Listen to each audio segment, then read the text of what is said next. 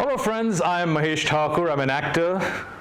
I've been around for a very long time. You must have seen me in movies, television shows, serials, ad films. The list is endless. Yes, I've been around for a long time, and do I consider myself successful? Number one, am I successful? Do I consider myself successful? Do you? Correct. Do you consider me successful is the question. Do I consider myself successful? Yes. Do you? Maybe, maybe not. Success, the word success is measured by different yardsticks by different people. Everybody has a different way of looking at success. Okay? I'll give you an example. When you were young, success for your mother was when you took your first step. When she let go of that little finger which you were holding, and you took that first step by yourself. She considered that successful, and she must have clapped. You must have clapped. You must have been so exuberant, so happy. That was successful. I'll give you another example. When you were little, and when you were potty trained for the first time, that was successful. You were successful. You see, my friends, the word success can be applied to varied timelines, issues, but you yourself have to consider yourself successful to be alive. Just to be alive, just to take those fantastic breaths which God has given you. It keeps you alive. That is successful, to be successful in my eyes at least. Everything else is man-made, it's created, and we use those yardsticks to measure ourselves. But yes, those yardsticks also do make sense, of course, because they give you a place in the society. And we must always try to strive, to achieve, to move ahead. That's what life is about, isn't it? Well, so how do we approach our successes in life? We approach them by setting goals. Everybody has a goal in life. But sometimes don't keep your goals so far that by the time you reach it, you're too old to even enjoy it. I used to keep my goals very small. Whatever I did with complete passion, with complete energy, because that was my goal, and when I achieved it, I felt successful. Feeling successful is very important. If you don't feel successful, you cannot achieve, you will not strive. So set your goals small, achievable. But when you set out with complete passion, put your best foot forward. That's what I did. That's what I've always been doing.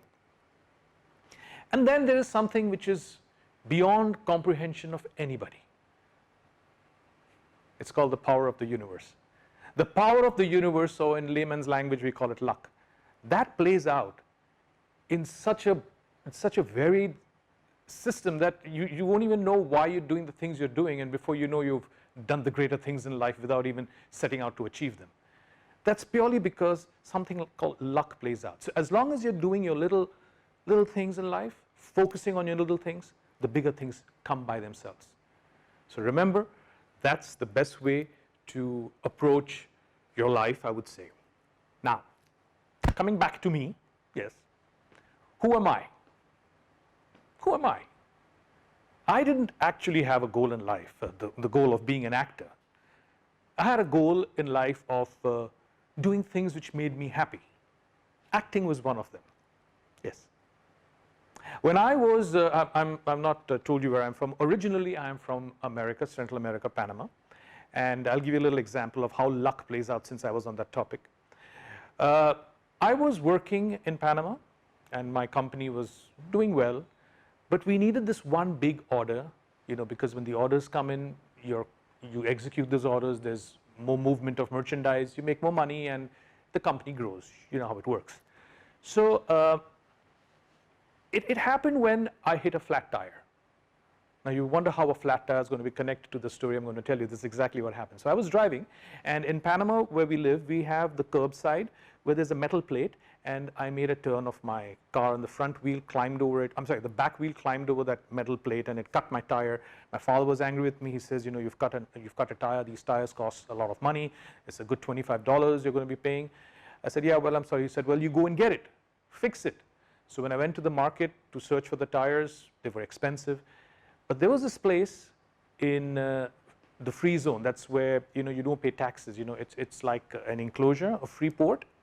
But there was this big company over there called Triangulo, And I walked into that company to buy one tire. Now, mind you, these places only sell wholesale. They sell, it's a wholesaling. When they sell a container load of tires, or you want anything to do with merchandise, it's always going to be a container load. When you talk a container load, it's like one tire, if you talk about a tire, about more than 8,000 tires fit in a container. So just to give you an idea. So when I went over there, thinking they will sell me one piece, I went and inquired for the price. So obviously they thought I was going to purchase a lot. They gave me a fantastic price, something like $13. I said, okay, can I have one? The person's expression was something else altogether. He says, we don't sell one. I said, I know, but I've hit a flat tire and it's very expensive to buy it outside the free zone, so can you sell me one? He says, no, yeah, take it for free. I don't need to sell you one. Now, when he said take it for free, it struck me that a person who says take it for free obviously is not someone who works in the company, is the owner of the company. So I asked him his designation. He happened to be the owner's son. He said, yeah, I own the company. When I looked around, he had merchandise which my company used to sell. Okay? And in those times, there was something called the fan with lights. It was called, in Spanish, they called it abanico con lámpara. I speak Spanish, just to let you know. So I said, what price are you selling that at? He said, at so-and-so price. And I said, I could deliver this to you much cheaper. And that was my first deal I cracked with a very big company, purely because I had a flat tire and I wanted to get a good price. I walked into the free zone. The time when I went there, the person I met, and things just worked out. And that person became the biggest client for my company, which I was working for. So just to give you an idea. Similarly, when I was in India, when I come to India, I came here to meet my grandmother, to be with her, and acting just happened to me. It happened because of a friend of mine, Satluj Dheer. He's a person from the industry. He took me for his ad campaign. I did one thing led to another. That's another story. So anyway, coming back to my story over here where I said luck played out, this story is a little bit more shocking. The reason being because when I reached Bombay, I used to live with my family, and unfortunately we were living in a joint family.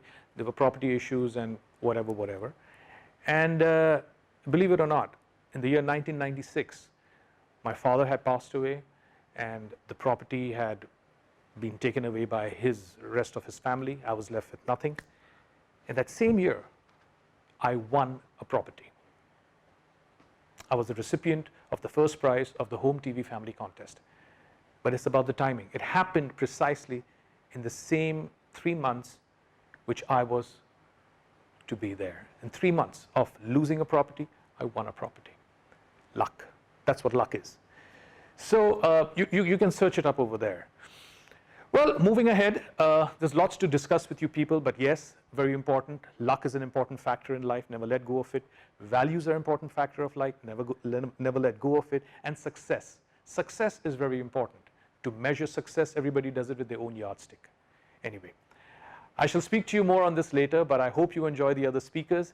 I leave you with this factor that there's nothing greater than luck. Luck is the most important factor in one life. Keep your goals focused, keep it short, keep it steady, and the big things will happen to you automatically.